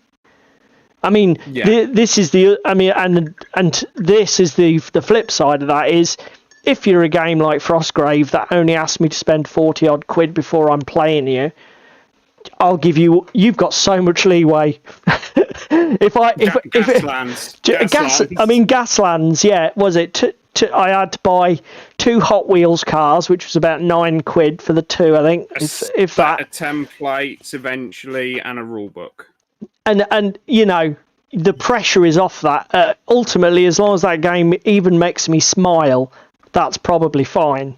Do you know what I mean? Yeah. Whereas, like, you know, if you're selling me your starter box for 110 quid, I better be enjoying that fucking game, or I'm going to be very annoyed. Very annoyed. So, I mean, as we say, I think we're the type of gamers that these sort of things don't necessarily scare us off, but I'm sure there are people out there for whom all of these things and more are reasons. So there's the interaction for the if you're watching us later on YouTube, thank you very much for joining us and leaving the comments below. What did we miss? What's your why would you jump ship bugbear? What's the thing that if it happened to the game that you love tomorrow that you'd be out? I mean, in terms of design changes, Dungeons and Dragons, I guess, is a good example for me. I really don't like 5th edition. I haven't enjoyed a role-playing I haven't enjoyed Dungeons and Dragons since the old school days. There are modern role-playing games I enjoy more. Traveller, Call of Cthulhu. But Dungeons and Dragons, I'm afraid, just doesn't do it for me. And yeah, that's just the way it is. I suppose every product can't appeal to everybody, but you know, Dungeons and Dragons is a product that has undergone some dramatic. I mean, that even makes the changes to 40k editions look paltry. Some of the vault fasces that we've had on Dungeons and Dragons over the 5 editions. I mean, it's a completely unrecognisable game, isn't it? Yeah. From what it was. Well, I have made minimal progress, but we're getting there. I've got one model left that I've got to put the purple on, and then I am onto the plasmatic bolt. But hopefully, I'll be able to get these 2 units of Steel Warriors finished, and then we're on to the Forge Guard, the Flamer guys, and the Veterans. So still plenty to do, and not a bloody long time to do it, frankly. I'm going to have a busy weekend, I reckon. It definitely sounds like you are. Because I'm supposed to be playing this on Monday, aren't I? Jesus. Yes, how did you do tonight, mate? How did you get on? I've got... What did I do? You're welcome, Darren. Cheers, Darren. I've got the highlights done on my Enforcer dude. So, got the highlights on his shirt done. Okay. Do you want to put your mini cam up? Not really, because it's only base coat and skin tones and. No, that's fine, mate. I just thought I would offer. I'm just in the process of putting a skin glaze down on them. So, cool. Unfortunately, I have wet paint all over them, so they're not gonna. That's fine. Particularly. I mean, again, to be fair, I have painted the darkest colour on these miniatures, so there was no point in me putting it under the camera because nobody would be able to see a bloody thing that I've done. Again, no, for my learning, these are a bit dark. They're only my second sort of foray with the speed paints, and the first one worked. My first foray worked better because I really overcooked the Zenithal and took it to bright white. And this hasn't worked so well because I didn't go bright enough. Yeah. You really do need a really intense undercolour to get the most out of these speed paints, I will say. But lesson learned, the next project will be better. Well, the other thing, and I think you should start dabbling with it more, and we have touched on it before, is taking up my kind of painting style and using those speed paints as washes and tints. Yeah. What, over regular paints? Yeah, because that's what I'm currently doing. I'm currently putting a Gilliman flesh wash over my flesh tones. Maybe I should. I mean, you've said it's something You and I should do one of our high quality painting challenges. I'm actually feeling in the mood for it now because obviously I do a lot of down and dirty painting, don't I? A lot of get the job done painting. But you know the perfect miniature for that, and I think it also fits this month's painting competition. What? Scourge Warrior, that 28mm one we've got. Do you think that fits a rise? Yeah. Well, I'll tell you what then. Let's do it, and then we'll both Scourge taking over planet Earth. Yeah. Okay. I can buy into that. Because I guess because they sort of invade human beings and use them as hosts. Parasitic hosts. Yeah. Yeah. So I guess okay, I could buy into that, and then we'll both put exactly the same model in for the painting comp.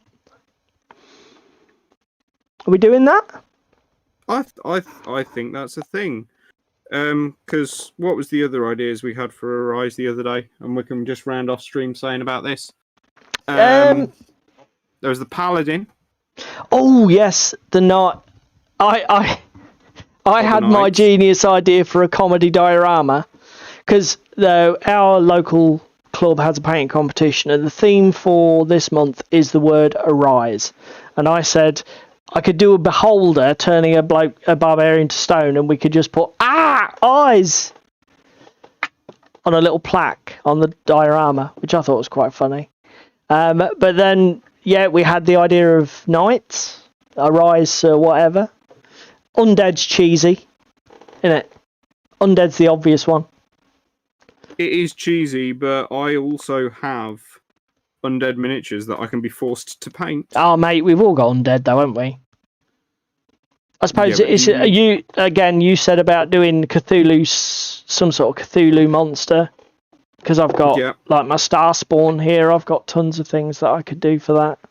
I've been meaning to do these star spawn for weeks. The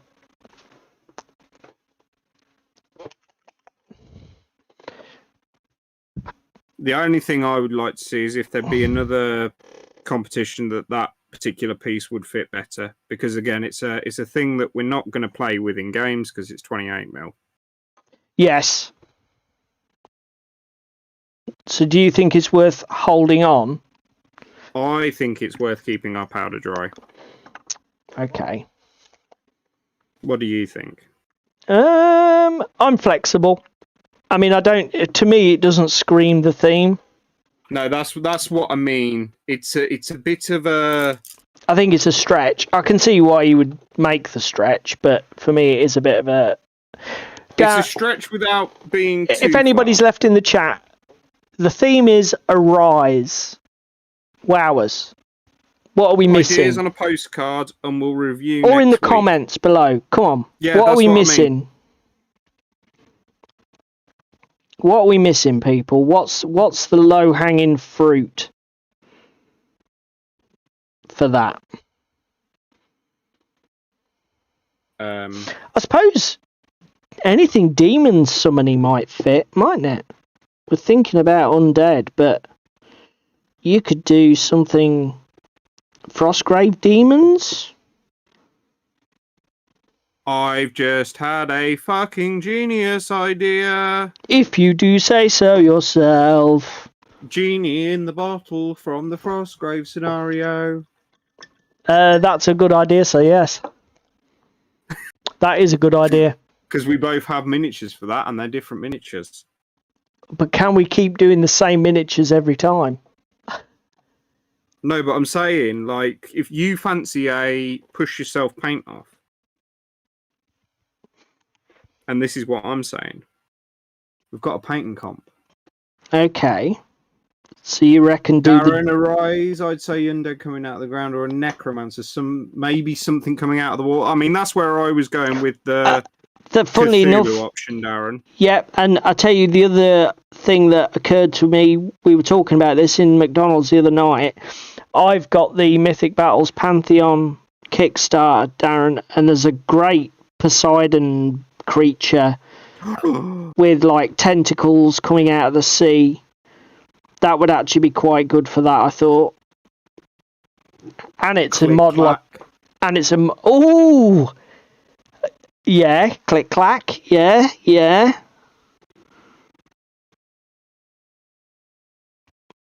Oh mate, the ideas are flowing now.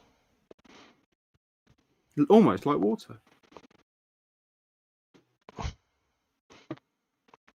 So no, yeah. If you're watching this on catch up later, leave a little comment, and we'll have a look ready for next week, and we'll probably be discussing it and starting something. Yeah.